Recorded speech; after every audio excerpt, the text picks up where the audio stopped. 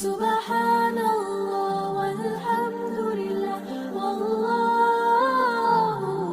சரி சொன்னார், எங்க உம்மா மேல எனக்கு பிரியம், என் மேல எங்க உம்மாவுக்கு பிரியம். ஒரு நாள் நான் சின்ன பிள்ளையா இருக்கிறேன், எங்க பழக்கத்துல குருவி விளையாட்டு விளையாடுவோம். குருவி இருக்கு பாருங்க, அந்த குருவி காலில் கயிறை கட்டி அப்படியே அதை ஓடுவேன், அது அப்படியே போவும், அப்படியே இழுப்பேன், அப்படியே போவும் இழுப்பேன். எங்க உம்மா ஒரு நாள் சொன்னாங்க, மவனே உயிரோடு விளையாடாதம்மா, அது பாவம் அறியாத புள்ள, குருவிக்கு என்ன தெரியும், அது காலில் கயிறை போட்டு எடுத்து நீ இழுக்கிறியா, அது கஷ்டமா இருக்குமா இல்லையா, கஷ்டமா இருக்குமா இல்லையா அப்படின்னு எங்க உம்மா சொன்னாங்க.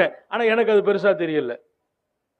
தாய் சொல்றாங்க, நம்ம பிள்ளைங்க எல்லாம் சும்மா விளையாட்டு பொருள் வச்சு விளையாடுறாங்க, அவங்க குருவியே பிடிச்சி உயிர் உள்ள குருவியை காலில் கயிறை கட்டி விடுவாங்க, அது அப்படி போகும் பறக்கும் இழுத்து விடுவாங்க. அந்த மாதிரி விளையாட்டு விளையாடாதே, ஒரு உயிரோடு விளையாடாதேன்னு சொன்னாங்க. எனக்கு சின்ன பிள்ளைனால என்னால் அதை எடுத்துக்க முடியல. ஒரு நாள் குருவியை கயிறை கட்டி விளையாடினேன், தெருவில் போய் விளையாடுறேன், அங்கே ஒரு பொந்துக்குள்ளே போய் குருவி நுழைஞ்சிட்டு கீழே இருக்கிற ஒரு துவாரத்துக்குள்ளே போயிட்டு அப்படியே இழுத்தேன், அது வரல. ரெண்டாவது இழுத்தம் வரல, மூணாவது கொஞ்சம் சுண்டி இழுத்தேன், கால் ஒடிஞ்சு வந்துட்டு, குருவி கால் ஒடிஞ்சு போச்சு.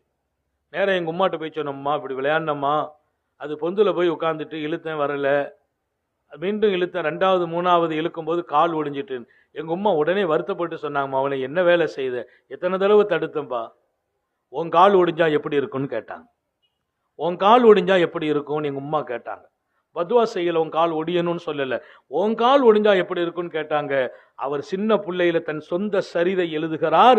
நான் சின்ன பிள்ளையா இருக்கும்போது இது நடந்துச்சு, நான் பெண்ணம்பெரிய ஆளாகிறேன், மார்க்க மேதையாகிறார், சட்ட மேதையாகிறார், மிகப்பெரிய தர்க்க கலை ஆசானாகிறார், திருக்குரானுக்கு விளக்கம் எழுதுகிறார், தப்சீர் கஷாப் என்று ஒரு பிரம்மாண்டமான குரான் விளக்க உரை, அப்படியெல்லாம் ஒரு பெரிய ஆளுமை பெற்று ஒரு காலம் அவர் பயணிக்கிற போது குதிரையில போகிறார். அந்த குதிரை அந்த வேகத்தில் அவரை தூக்கி வீசுகிறது. குதிரையில போகும்போது கீழே விழுகிறார், விழுந்தவுடன் கால் ஒடிந்தது. அவங்க பார்க்கறாங்க, எழுந்திருக்க முடியல, கால் ஒடிஞ்சிச்சு.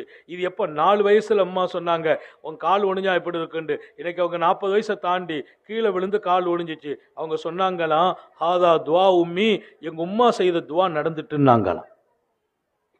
எங்க உம்மா செய்த துவா, மகனே உன் கால் ஒடிந்தால் என்றார்களே, கால் ஒடிஞ்சு போச்சு.